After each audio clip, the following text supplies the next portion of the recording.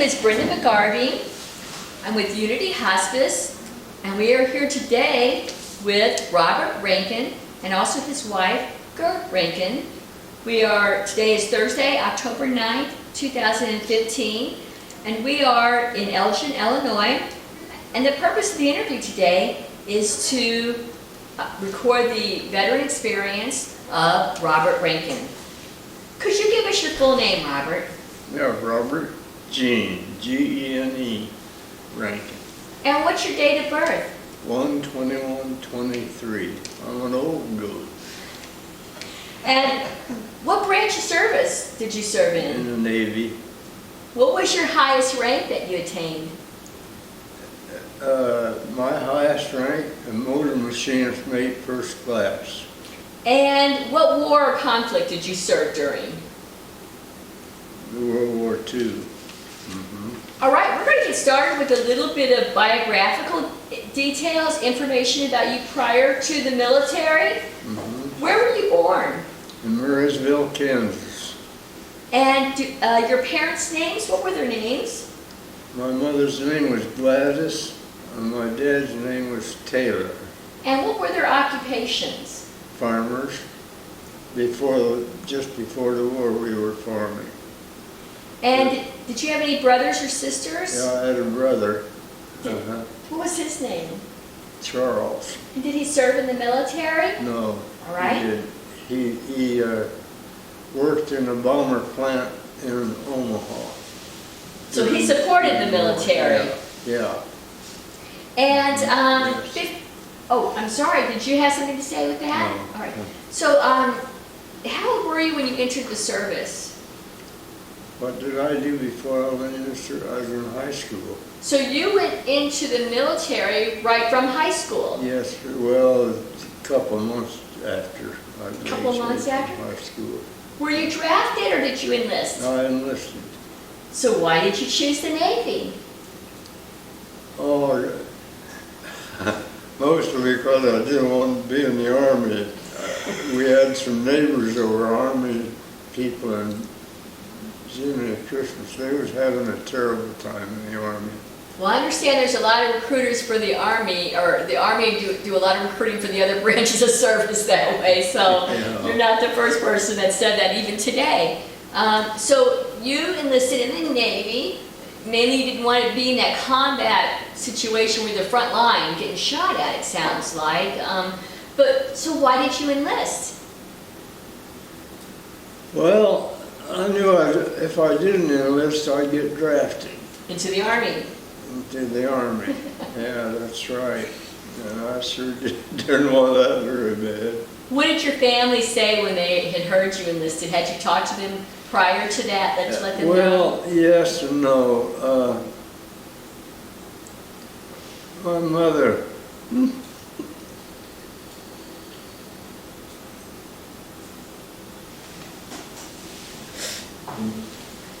It's all right.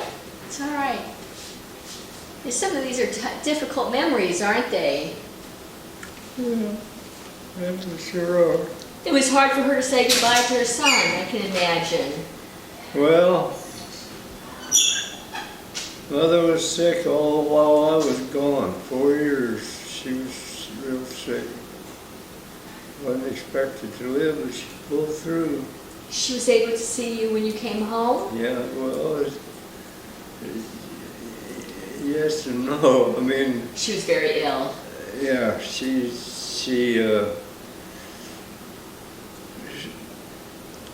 wanted Charlie, my brother, and me both to be at home at the same time, and it just never happened. He was working in a bomber plant, and I was in the Navy, so The world was at war. yes. And you know what? I know she probably would have loved to have had you close to by her side, but I bet that in her heart she was so proud of you, you know, for being out there and protecting her country.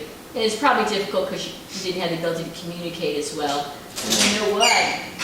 I bet that her last thoughts of you are what the hero that you turned out to be. You know? So you sacrificed a lot, you know, not just the thought of not having time or being overseas so long, servicing, you sacrificed that time with your mom too.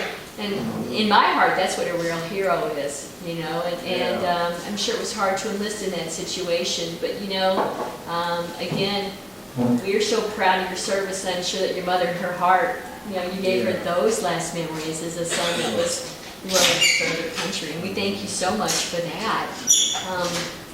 Let me ask you this, so where did you leave from Kansas to go to your, is it called boot camp in the Navy? No.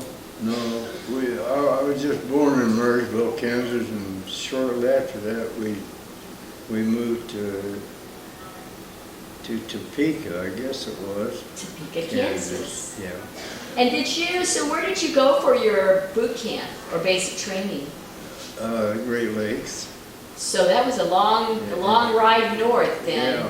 Did you take a bus or a train?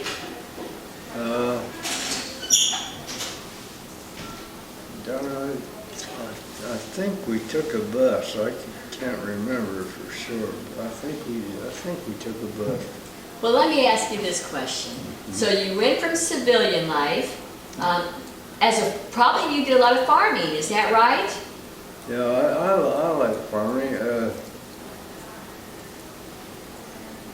I liked it, and I didn't like it. I didn't want to grow up and be a farmer. It's hard work. Yeah, and for what little bit you get, if the weather's not good, you don't grow no crops. It's a gamble, isn't it? Yeah, you might as well give up. Yeah. And so the Navy offered you an opportunity to learn a trade and a skill, I guess. Yeah. Now, so you go out of the high school, being a young man in high school, to now being in the military, in boot camp. And that's a whole different lifestyle. Oh, yeah, heavens yes. How was that transition for you? Was that something you felt was easy to do? Well, even the last couple of years I was in high school, I figured I was going to be on the Navy someday. I just, for some reason or other, liked the Navy. Wonderful. And then, like I say, I didn't want the Army, so I joined the Navy. Sounds like they treated you well as well. Yeah, they did. Was it hard, you know, since you were going from a life, you know, it was a little bit easier and you had people cooking food for you, to a place where people told you where you had to be, when, all the physical parts of that? Was that a hard transition for you to make it all from civilian life to military? No, not really. As a farmer, you had to do a lot of that, you know, stuff as well. Right. Mm-hmm. Now, do you remember your drill instructors? Your DIs or TIs, you remember those guys? Yeah, I can faintly remember They them. give you warm, fuzzy hugs when you arrived to base, or? Yeah. They were probably a little bit tough, weren't they? Yeah, a little bit, yeah. Now, so do they call it boot camp or basic training in the Navy? Is it boot camp? Yeah. Mm-hmm. When you finished boot camp, they probably sent you to another school for some specialized training, is that right? Yeah. What type of training did you go to? Diesel engines. Diesel engine, so a mechanic on diesel Because engines? the ship I was on had 4 diesel engines on it. So that's quite a skill to learn, isn't it? Yeah, we had 2 main engines, which were big ones. 258S was the model of them. And then we had 671 GMs that furnished our electricity for this whole ship. And so the diesel engines were what kept all that going, I guess, is that right? Mhm. So where did you go to school to learn how to do that? Where were you stationed at? Let's see, where in the heck did I go to school?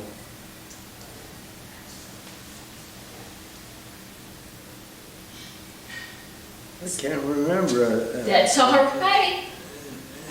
Where was your first duty station? First, Duty station, where did you go? I think I see something about PC 1119 ship. Was that where you went to after training? that was the ship I was on. PC stand for patrol craft. Which means they're patrolling around for the enemy, I guess, is that right? And we protected convoys that were taking, say, food or ammunition or stuff like to the front lines. Well, that's pretty scary. I mean, Yeah. because that's, you don't know what's out there. No, you don't know until it happens. The boogeyman might be around the corner, right? I guess. So, were you pretty well on that ship for most of your career? Yes, and when I was in the South Pacific, I was 3 years on that ship. So when people think about a duty station, they think, oh, you're stationed in this country or this country, but your duty station was a ship that probably traveled all over the place, didn't it? What were some of the countries that you went to? Oh, we'd been in Australia and New Guinea, and 3 of them. Australia and New Guinea. Was the Philippines one? I'm sorry. The Philippines? Yeah, I was in the Philippines. Well, let me ask you this. So you were a farm boy. You were a farm boy from Kansas City. Is that the first time you've been out of the country? You know, you'll have to excuse me. I'm a little hard to hear. That's okay. I'll repeat that. So you're a farm boy from Kansas City in high school. When you got on that ship and started sailing in that ocean, was that the first time you'd been out of the country, out of the United States? Well, no, not really. Because at one time we lived in El Paso, Texas. Okay. So you went from Kansas City to Texas. And we went from El Paso down into Mexico for several different things. Sure. Yeah. So you had the ability to go to another country. How about visiting Australia or Austria? Australia. Australia and What a wonderful country. tell me about that. Well, when we first went over there, they knew we were coming, and they had a place called the Sugar Docks, and it was merely a big wharf. And they had the doggonest party for us guys. Yeah. They were very welcoming. Yeah.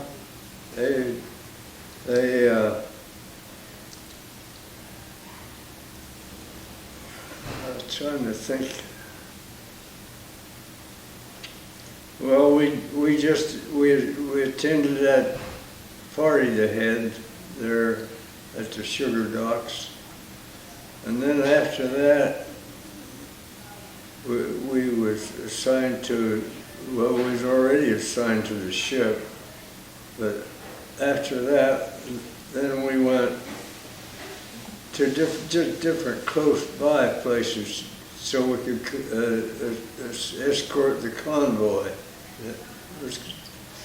The first load of things that we escorted from Australia to New Guinea was a load of mules. Mules? Yeah, the Army used That had to be quite challenging. Yeah, the mules It wasn't furnished jeeps and it wasn't transportation soldiers. for the Army's guns and all kinds of stuff. They pack on these mules and then, of course, leading them. That's fascinating. Yeah, but it was very interesting. Was it difficult transporting mules? Not really. Mules aren't as stubborn as they say they are. I think I'm more stubborn than the mules. Was Australia your favorite country then that you visited? As far as a favorite country, yes, I'd say Australia is my favorite. Do you remember visiting the Philippines? Yeah. What was that like? It was okay. That's where we got our monkey. Tell me about the monkey. We were in Milne Bay, New Guinea, and then we come down to, what the heck is the name of that place? It was in the Philippines, though, too. Was it Subic Bay or? Yeah, well, Subic Bay, I've been there, yeah. There's a naval base there. You know, John Wayne, the president, was on a PT boat, a patrol torpedo. And them damn Japs rammed him. John Wayne? Yeah, no, not The John. president? Kennedy, yeah. Yes, PT. Yeah, they hit him PT like that right in the middle and split Yeah. the ship in half. So, but you refer to John Wayne. How did he come to be aboard your ship? Well, he was over there visiting the different, I guess, be different army groups. Like that he USO or visited. Yeah, and he was there in Raval, and the Japs were coming towards our guys, and they were pushing our guys back, and they knew if they didn't get John Wayne off of there, then the Japs would get him. that would have not played out well in the movies, would it? Yeah. He was our hero back then. Yeah, he was. It's kind of an inspiration for people going into the And military. on our ship, the skipper told him, said, "We're so far up now."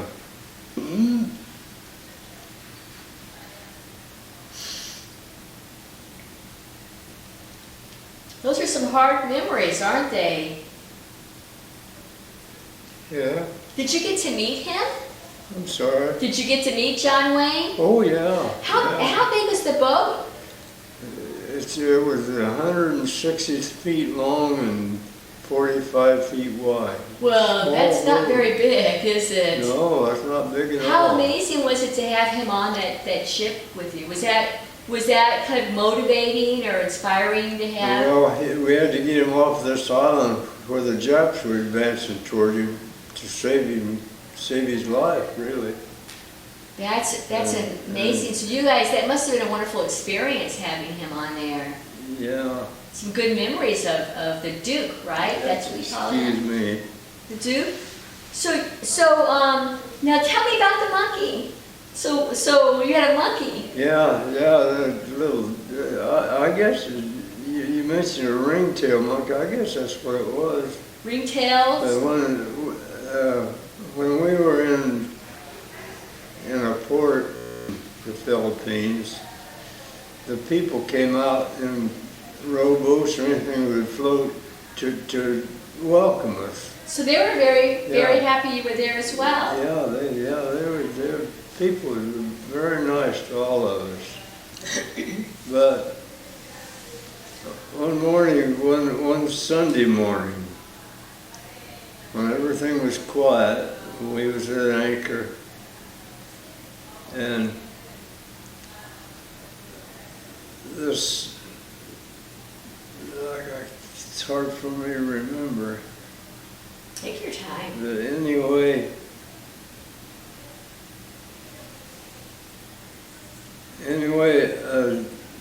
a plane, a Jap plane, a Zero fighter plane, came in over where the ships were in the bay, and they were smart. They were very smart people. They get up here where the sun, when we look up, we'd see the sun instead of seeing them, and it worked for them. So they were very talented we could flyers. hear their plane's engine and stuff like that, but we couldn't see them. Yeah. And on a small ship like that, I mean, how could you defend yourself very much? Did you have the ability to defend yourself much on that small ship? Yeah, he was on a PT boat. President, he was commander of a PT. PT 109, is that right? I think that's what it was. It might have been. So was that the same type of boat you were on as well? No. Okay. No, okay. I was on, our ship was bigger. PT is patrol torpedo. Okay, And we were just plain patrol craft. got it. We'd And you take on- escorted a lot of this, like you said, the supply We'd ships. take in on any duty we did. Those PT boats were so fast that they would, instead of firing the torpedoes like they usually do, say coming into a bigger ship, they would come in and turn like that, and just as they turned and cut that torpedo loose, and it would take off. And a lot of times Well, there's several torpedo boats that got shot down by our own people. Oh, my gracious. Yeah. So let me ask you this. Well, what did you do? Like, I would assume you had time that you were off duty. Mm-hmm. What did you do when you were off duty? Whether it was on the boat or, you know? Well, it's according to where the boat was, where the ship was. If we was off duty, we shot dice amongst the crew, and we played cards and stuff like that. Became a good card player on that ship, huh? No. Did you become a good card player on that ship? No, I was never a card. I like to watch them, but I never played cards. I was more interested in the darn dice. Well, let me ask you this. So, you know, a lot of times when people move, nowadays, usually you move with your family and it's fine, you can make new friends. But when you're in the military and you move, everybody moves and everybody is away from family and all you have is each other. In that situation, did that cause you to form some really close relationships with people on board, friendships? Did you have some very close friends from? Oh yeah, I made a lot of close friends. Do you have any memories about them? Well,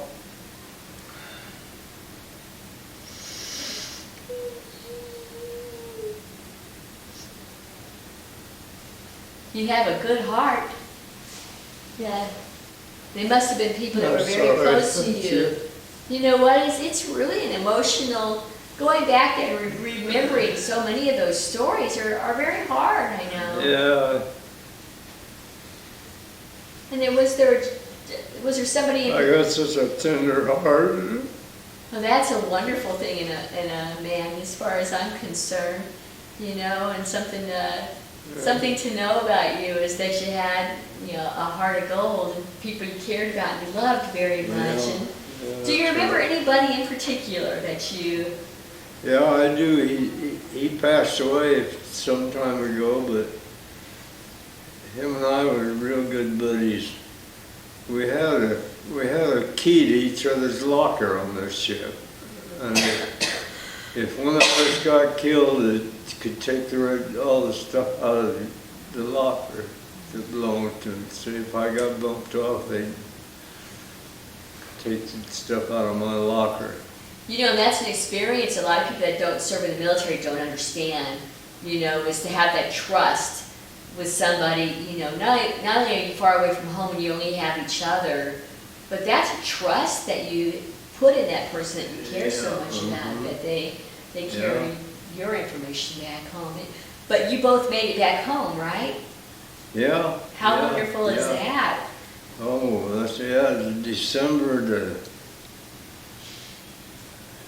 December the 23rd I got back home, just in time for Christmas. I bet you made a few people happy. Yeah. They, I was trying to think. I got out of the Navy in St. Louis because it happened to be where I was. It's close to Kansas. It was tough. But when I signed up for the Navy, I signed up for 4 years. I'm sorry. I signed up for the duration of the war, regardless if the war lasted 10 years. Then That's a commitment. I had to stay in the service. Yeah. That's quite a commitment. So you didn't sign up for a period of time. You signed up for well, I tell you, that's an amazing sacrifice that you made for that. Well,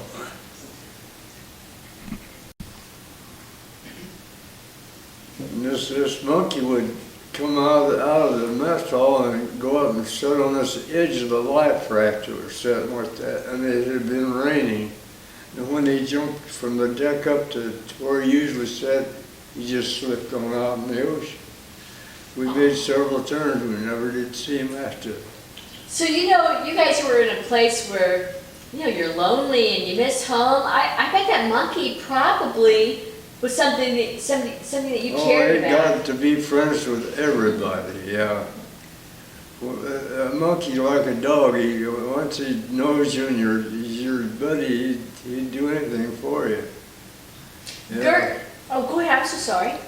I'm sorry. No, yeah, so he was, did you have a name for the monkey? Yeah, I don't know what kind of a monkey he was. He's just a monkey, I guess. Did you have a nickname for him? Did you call him have a name for him? For the monkey? Yeah. Yeah, I would call him Tojo. Tojo. That's amazing. In honor of the chap named God.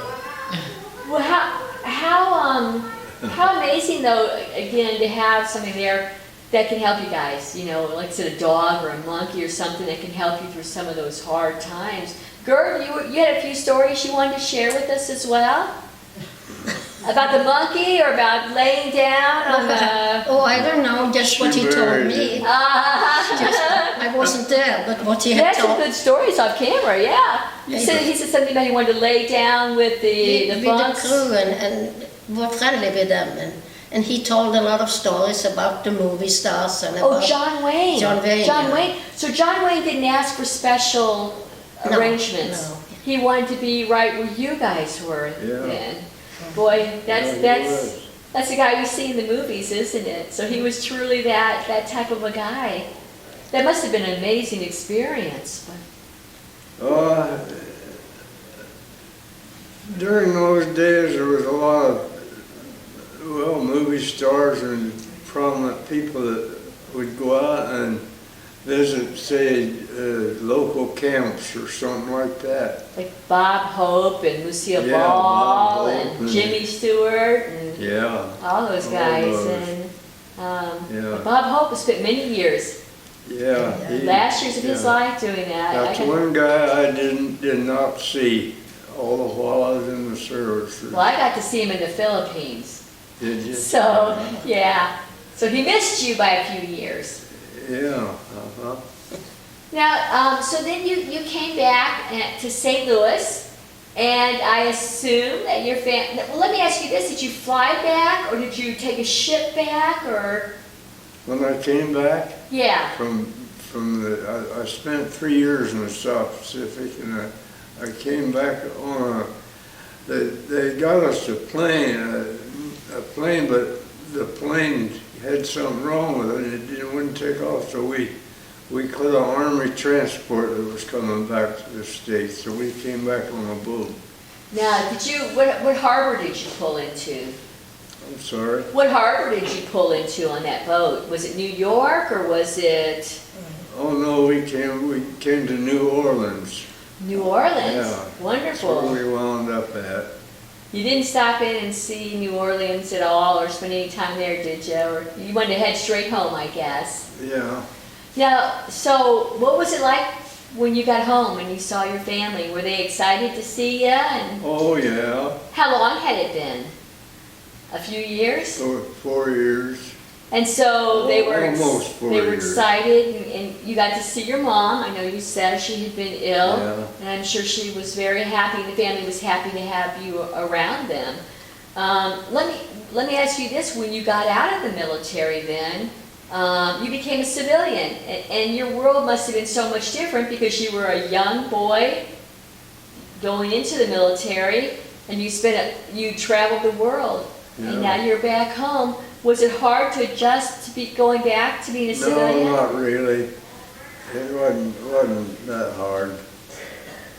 And let me ask you this too. So, what type of career or profession did you take up after you got out of the military?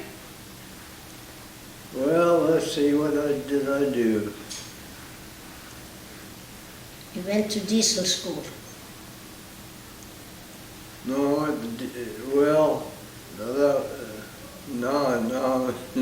mixed up. What was your career out of the military?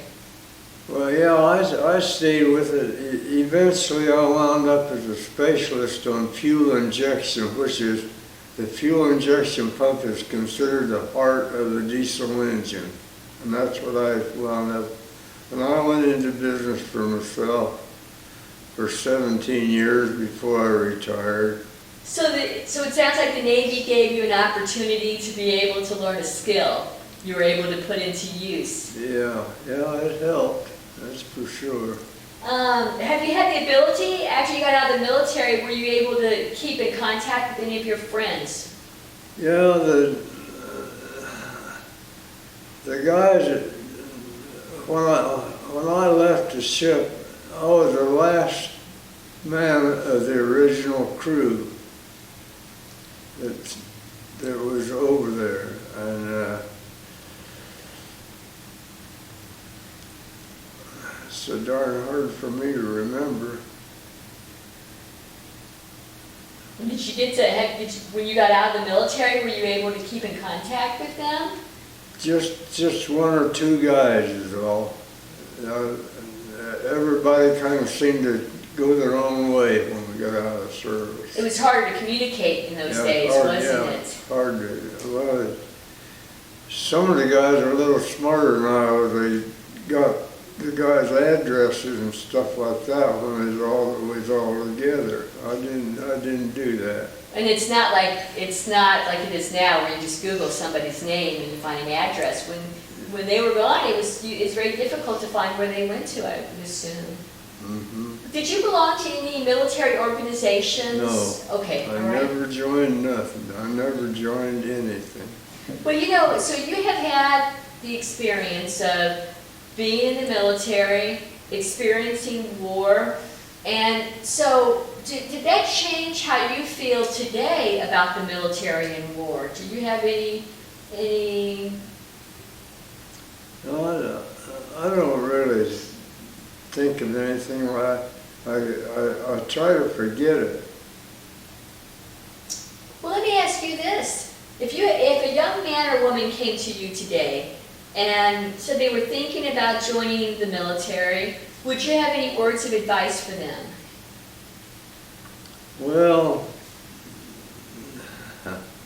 only thing I could say would be to do your own duty and have respect for the rest. Would you do a shout out for the Navy? Do they need to join the Navy, or? Yeah, well, and all over. I mean, you could say that to anybody. Well, do you have any words of advice to, there will be people that have the ability to see this for generations to come. Is there anything that you would like to say to them? No, I'm having a little trouble hearing you. Sure, let me step a little closer. So for generations to come, people will be able to see this. So your great grandkids out there, what would you like to say to them? Gosh, I don't know. Do your homework? Be loyal to your country. Very good. Gertie's had quite an experience. Tell us a little bit about that. Because it was really some of the things that you were fighting for were to prevent situations that she experienced as well. Would you like to tell us a little bit about that? Well, I grew up on a military island in Norway. And my father was a civilian, so he was not in the military, but we lived right by the ocean. And 9th of April 1940, then the German came and occupied Norway, like they did all over Europe. They took Denmark, they took Holland, Belgium, and all those countries. How did that change your experience? Well, we lived at the worst place in the whole island, because the ships, they come in and they started to shoot. And we had gotten the day before, they told us if some ships are coming in under French or English flag, you don't shoot. And these ships came in under English flag, and that was sabotage. So it was really the German that came in. And my two older sisters, they ran to help some soldiers and help them to carry them on doors down to the military hospital, so we didn't know where they were. And we had a little cousin visiting us, 5-year-old. So we had to go down in the basement, and we heard the grenades and the bombs and everything around, and it was just a wonder that we were still alive. It must have been terribly frightening. Yeah, I was 14 years old. And then after the shooting and everything was over, we heard someone walk upstairs. We were in the basement.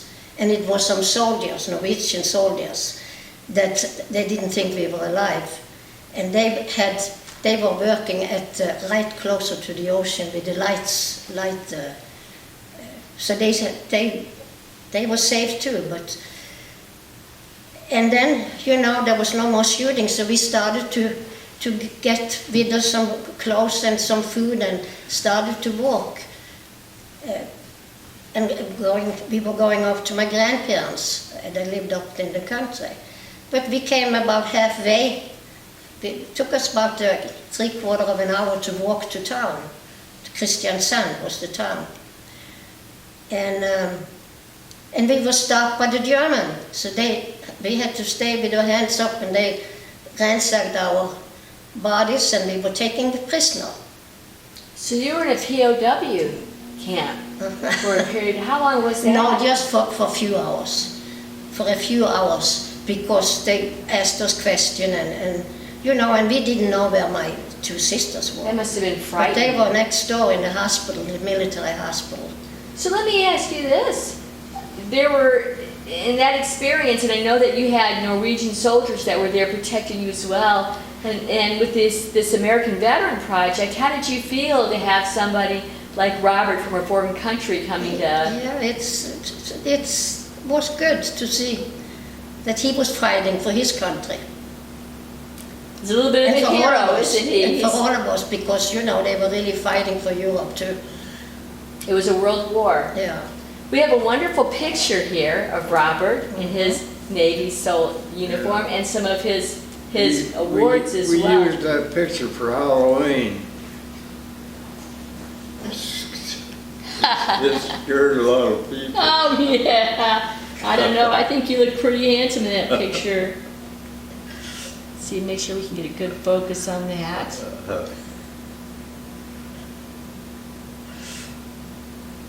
Are you proud That's a of your wonderful daddy? picture. You betcha.